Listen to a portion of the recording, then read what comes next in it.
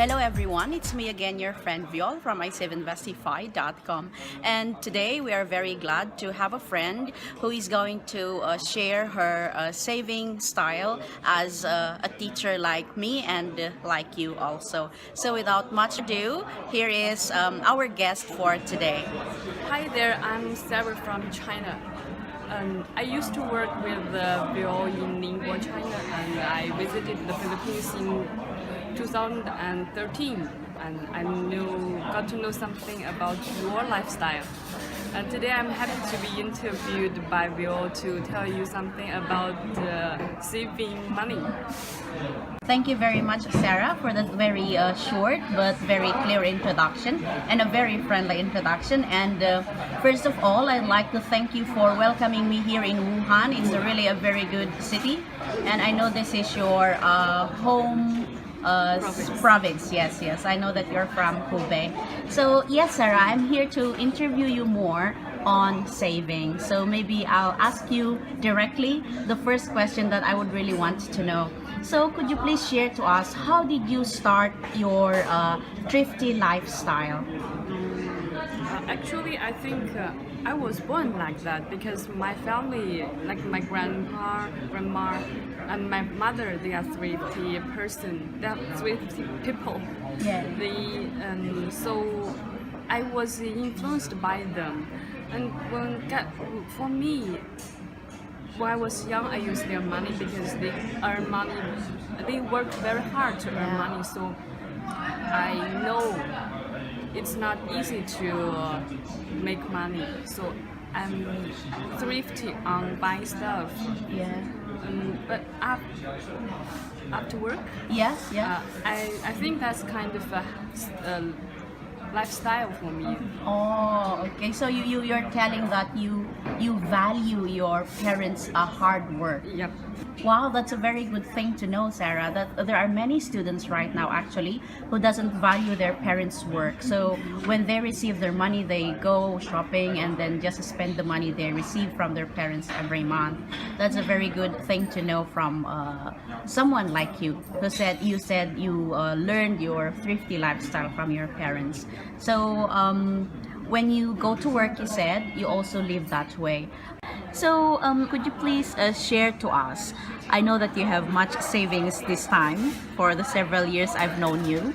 How did you manage to save more money compared to other teachers? Compared to me, actually.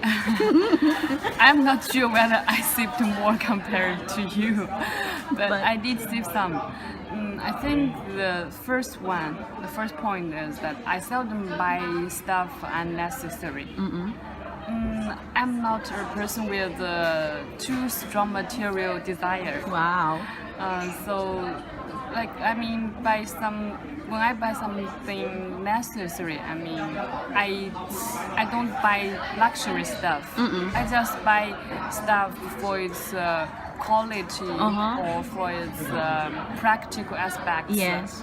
And not for a brand. Not for the brands, yes, because we know, like girls, a lot of girls like us, we go there and buy for the brands. Yep. Yes. Yeah, I agree with that aspect. Sometimes I did that, but long ago I just bought for brands. That's your first point. Are there some other points you want to elaborate? I think the second one is I have my own standard when I buy stuff for the price. Oh yeah. Yeah, like for example, if I go to a clothes store, I will never choose a clothes for over 500 RMB or 700 RMB like that. Oh, okay. So you mean before you enter the shop, Yep. you already have a price on your mind? Yeah. I have a price in my mind, and then I will just choose the clothes which is under the Oh, price. that's a good idea, because sometimes we go there and we rush there and then we like the clothes and then we buy it. Yeah. Yeah. Okay. Wow. But I'm very interested to know. Do you prepare a monthly budget? Not really a very strict budget, but I think I have one. Like maybe you see some articles like you divided your salary into several parts. You spend 30% for your food and 10% for your stuff, something like that. But for me, I didn't. You don't have strict I don't have percentages that. for your Yeah. salary. Yeah. So how do you save if you don't have percentages for your salary? Like what I said, if I have that standard, then it's natural. Yeah, it's natural. Yeah, because you buy things that are only necessary. Yeah. And then number you, two, of course, you can save. yes, if you buy things that are necessary, then of course you don't need Yep. to follow a strict budget. Yes, Yep. you have a very strong discipline, Sarah, and I admire that. And I guess you influence a lot of people on this aspect. So I have one last question for you. Okay. It's been a stereotype that Chinese people are really good at saving and really good at the business. And so I'd like to know one thing from you about a tip.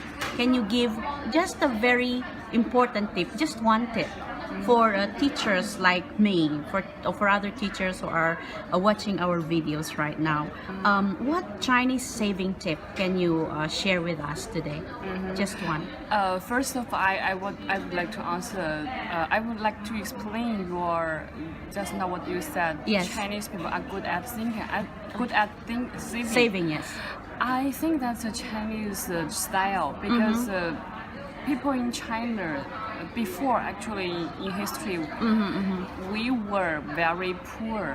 We lack of food, so people they are afraid of risk of Experiencing this again. yes. So they save money for the future, and of course they don't like installments. Now more and more people, more and more young people accept installments, but just for most of them, the installments are just for houses or cars, Okay. not for small gadgets. Not for small gadgets like Yeah. phones, like Yeah. televisions. Yeah. Yeah.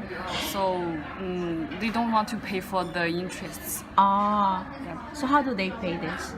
You mean they You pay? save. Oh.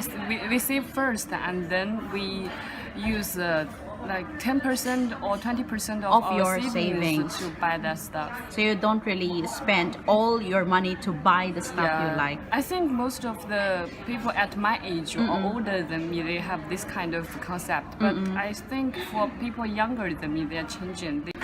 So my important tip for saving is control yourself. If you really want to buy stuff, you save first instead of having debt paying for the interests. Wow, that's a very helpful tip, Sarah. And thank you very much for giving me this opportunity to talk to you about saving. And I hope next time you will teach us also on how to invest later on. Thank you so much. Bye-bye. Bye bye.